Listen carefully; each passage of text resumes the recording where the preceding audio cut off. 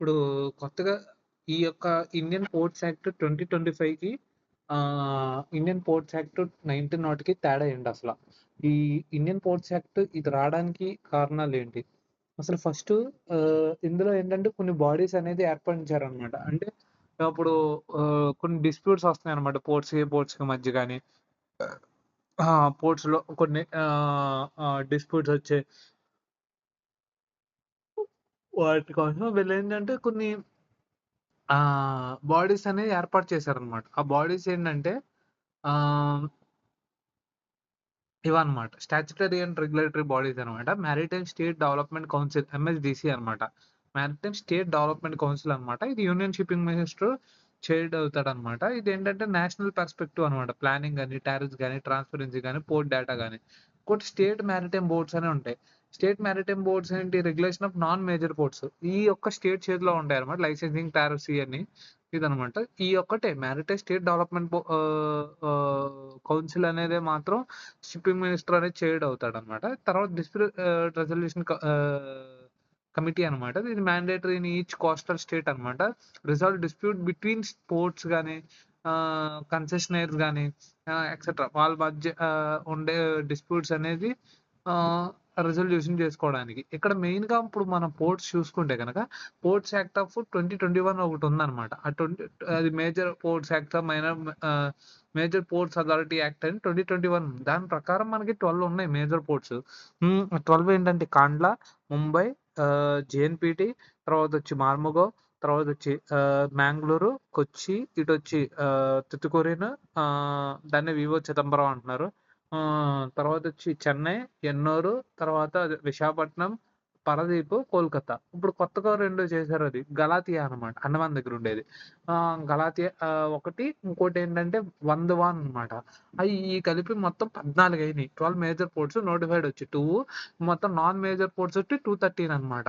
ఇందులో old act ప్రకారం Indian ports act 1908, new acts వచ్చి 2025 అనమాట. ఇక్కడేంటి మెయిన్‌గా ఆహ్, ఇక్కడ ఏం యాడ్ చేశారంటే పోర్ట్స్ అండ్ నావిగల్ రివర్స్ అనమాట. ఇదేంటి ఇండియన్ పోర్ట్స్ యాక్ట్ 1908లో. ఇప్పుడేంటది ఎయిర్ క్రాఫ్ట్ ల్యాండ్ అవ్వడానికి గాని వాటర్ మీద ఇవి కూడా యాడ్ చేశారనమాట. ఇంకోటేంటంటే ఇదివరకు స్టాట్యుటరీ బాడీస్ అనేది లేదనమాట. ఇప్పుడు స్టాట్యుటరీ బాడీస్ ఉన్నాయి. ఏయి ఎంఎస్‌డీసీ స్టేట్ డెవలప్‌మెంట్ కౌన్సిల్ గాని, తర్వాతొచ్చి ఎస్ఎంబీస్ అనమాట. ఎస్ఎంబీస్ అంటే ఏంటి? స్టేట్ మారిటైమ్ బోర్డ్స్ గాని, డిస్ప్యూట్ రెజల్యూషన్ కమిటీస్ గాని ఉన్నాయన్నమాట. తర్వాత ఏంటంటే టారిఫ్ సెట్టింగ్ అనమాట. సెంట్రల్ స్టేట్స్ మేజర్ ఏంటి పోర్ట్ బోర్డ్స్ అనమాట. అండర్ ఎంపీ యాక్ట్ 2021 ప్రకారం. తర్వాత వచ్చి నాన్ మేజర్ బోర్డ్స్ వచ్చి ఎస్ఎంబీ కన్సెషనరీస్ అనమాట.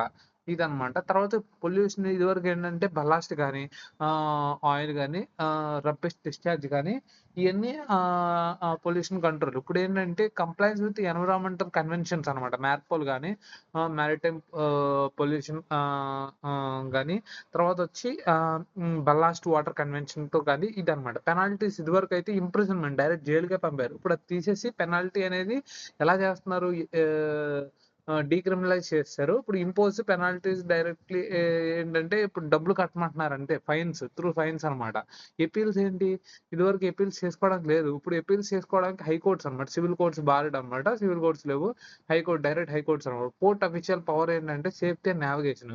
ఇప్పుడు సేమ్ అదే ఉంది కానీ new power to impose penalties directly అనమాట. పెనాల్టీస్ అనేవి డైరెక్ట్‌లీ చేయొచ్చని ఉందనమాట.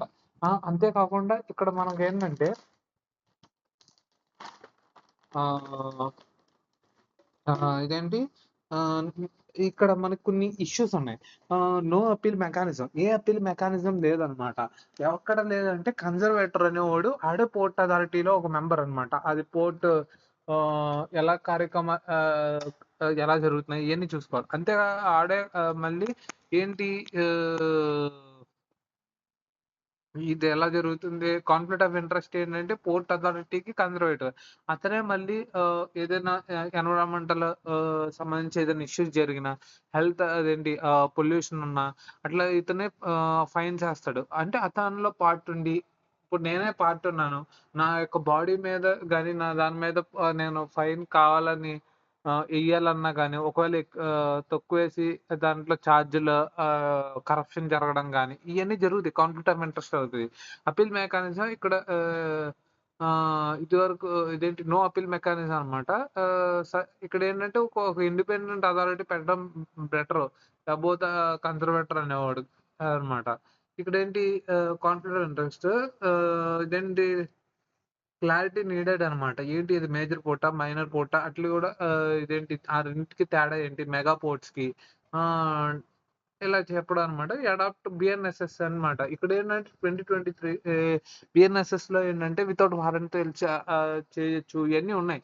అట్లాగైతే గనక రిటర్న్ రీజన్స్ గాని, డిజిటల్ రికార్డ్స్ ఇయన్నీ ఉంటే బెటరు. ఆ రిటర్న్ రికార్డ్స్ లేకుండా ఆళ్ళు డైరెక్ట్‌గా చేసేసి వార్న్ చేసేస్తే కొంచెం దాని యొక్క ఆ పోర్ట్ యొక్క అదే దాని యొక్క ప్రాసెస్ గాని, బిజినెస్ గాని, దాని రన్ టైమ్ గాని ఇయన్నీ ఎక్కువైపోతాయన్నమాట. ఇది మెయిన్‌గా.